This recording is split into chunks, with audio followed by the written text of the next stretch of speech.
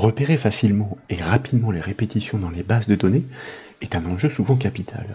C'est ainsi que nous pouvons juger de l'état de la source d'information et entreprendre des travaux destinés à la nettoyer.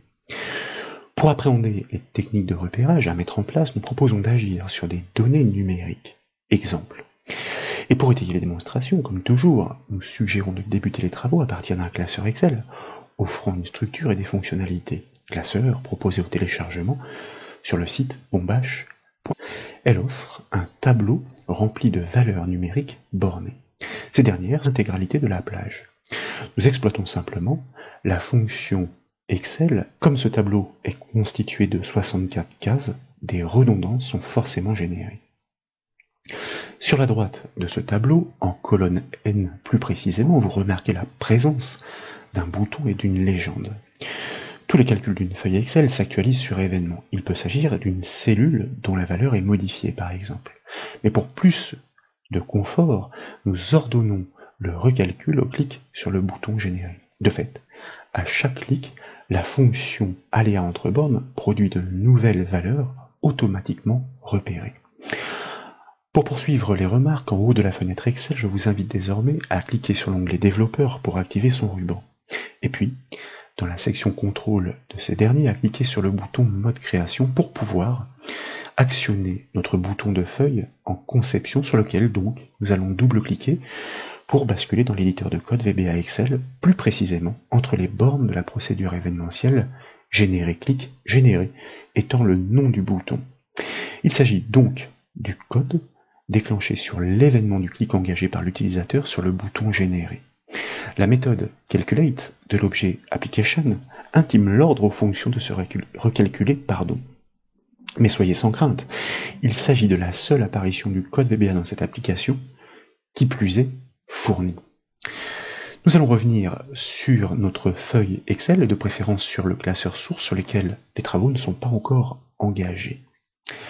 Vous notez donc la présence d'une légende sous le bouton. Pour plus de pertinence et pour un meilleur état des lieux, elle suggère d'augmenter la densité de couleurs avec la répétition des redondances. Plus un nombre est répété, plus sa couleur doit être sombre et dense. Et comme vous le savez, c'est une règle de mise en forme conditionnelle qui permet de faire réagir dynamiquement les cellules en fonction de leur contenu. Cette règle consiste à exploiter la fonction Excel de dénombrement conditionnel, soit la fonction nb.si. En premier argument, nous devons lui indiquer la plage de cellules sur laquelle le critère doit être dénombré. Il s'agit du tableau des nombres aléatoires. En deuxième argument, nous devons spécifier le critère. Ce critère n'est autre que chacune des valeurs numériques du tableau. Ainsi, elles seront toutes comptabilisées par le jeu des références absolues à exploiter à bon escient. Et si le décompte est important, la couleur à déclencher doit être ajustée. Et bien pour procéder, je vous propose donc de sélectionner l'intégralité des valeurs sur la plage de cellules C5J12, car est-il nécessaire de le rappeler, une mise en forme conditionnelle, à l'instar d'une mise en forme classique, agit sur les cellules présélectionnées. Ensuite, dans le ruban Accueil, plus précisément dans la section Style, nous allons cliquer sur le bouton Mise en forme conditionnelle et tout en bas de la liste, choisir l'option Nouvelle règle pour bâtir manuellement notre règle de mise en forme conditionnelle à l'aide d'une formule type que nous sélectionnons dans la boîte de dialogue qui se propose. Dans l'enchaînement, nous activons la zone de saisie juste en dessous par clic, et puis nous initions la syntaxe de la règle en tapant le symbole égal suivi du nom de la fonction de dénombrement conditionnel nb.si elle-même, suivi d'une parenthèse pour accueillir ces paramètres. En premier argument, comme nous le disions donc, eh bien nous allons lui spécifier la plage de cellules sur laquelle le critère doit être dénombré, soit C5J12. Par défaut, dans une règle de mise en forme conditionnelle, une plage de cellules désignée apparaît totalement figée, en attestent les dollars qui viennent encadrer les références des cellules. Et c'est bien ce que nous souhaitons. Chaque nombre doit être comparé avec tous les autres dans cette plage aux bornes fixes. De fait, nous tapons un point-virgule pour passer dans l'argument du critère, et nous allons sélectionner le premier nombre de ce tableau, soit la cellule C5. Et dans l'enchaînement, nous nous empressons d'enfoncer 3 fois de suite la touche F4 du clavier pour la libérer complètement.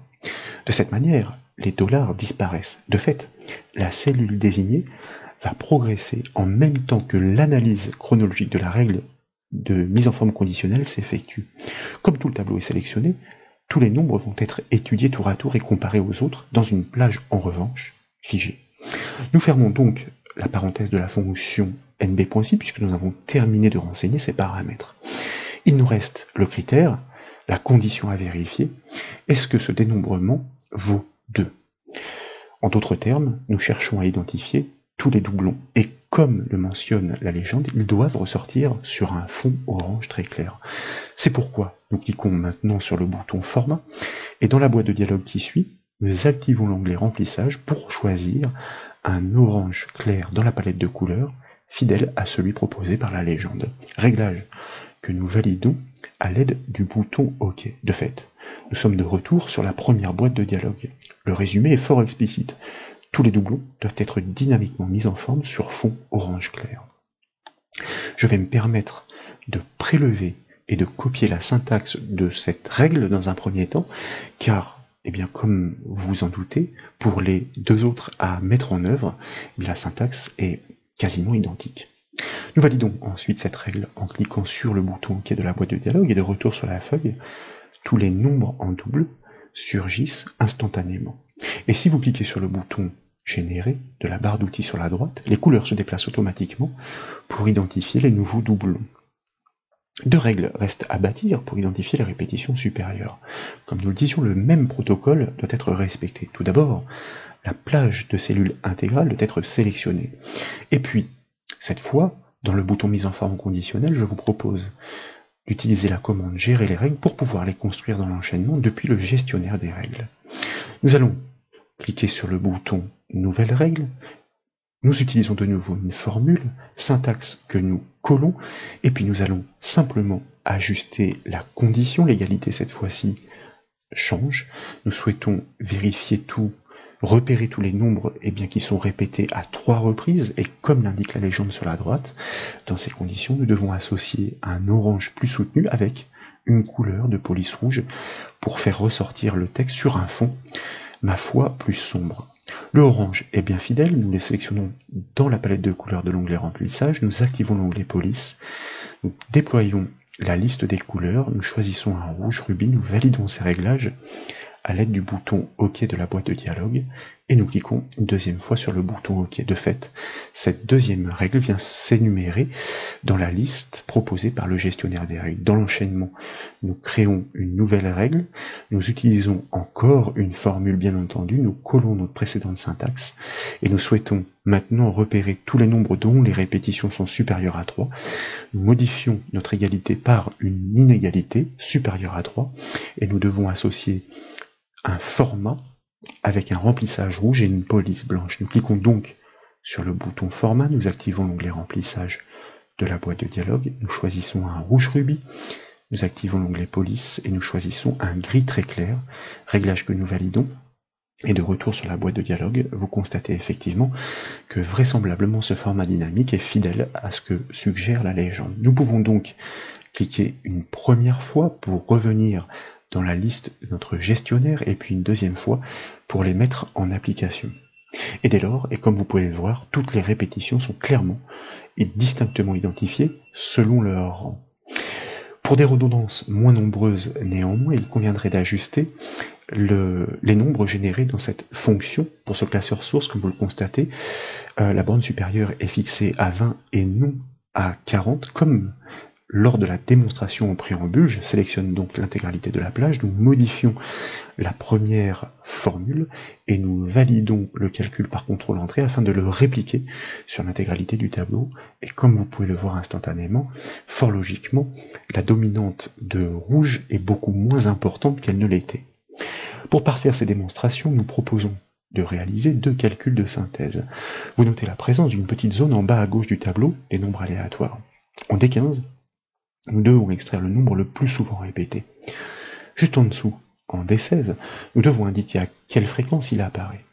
C'est la fonction Excel mode qui permet de sortir la valeur la plus redondante d'une plage de cellules à lui passer en paramètre. Ensuite, sur cette valeur extraite, nous n'aurons plus qu'à exploiter la fonction nb.si pour compter ces répétitions. Donc je vous invite à sélectionner la cellule D15, à taper le symbole égal pour initier le calcul, et puis le nom de la fonction suivi d'une parenthèse, et comme vous le constatez, elle attend l'énumération des cellules, ou encore la plage de cellules que nous sélectionnons par clic et glisser à la souris, comme toujours. Donc, celle des nombres aléatoires, c'est 5J12. Comme ce calcul n'est pas destiné à être répliqué, il n'est pas nécessaire de figer la plage. Nous pouvons donc fermer la parenthèse de la fonction mode, et puis valider la formule par la touche entrée du clavier. En même temps que tous les nombres se régénèrent, la synthèse surgit, et vraisemblablement, la valeur la plus répétée est bien en cohérence avec la mise en forme dynamique qui révèle ces répétitions les plus récurrentes sur le tableau. Ici, il s'agirait donc du nombre 35. Il ne nous reste plus qu'à comptabiliser le nombre de ces redondances pour ce nombre le plus souvent répété. Pour cela, nous sélectionnons la cellule D16, nous tapons le symbole égal, suivi une fois encore du nom de la fonction de dénombrement, mb.6 suivi d'une parenthèse, sur la plage de cellules C5J12, que nous n'avons pas besoin de figer pour les mêmes raisons que précédemment, point virgule, nous souhaitons dénombrer quel critère? Eh bien, la fréquence de ce nombre le plus répété, celui que nous venons d'extraire juste au-dessus, soit la cellule D15. Nous fermons la parenthèse de la fonction nb.si, nous validons le calcul par la touche entrée du clavier.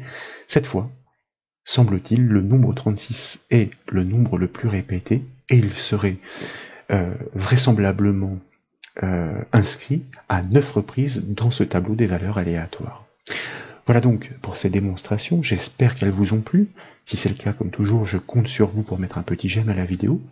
Et comme vous le savez, vous pouvez retrouver toutes les autres formations sur le site bombache.fr. Je vous remercie.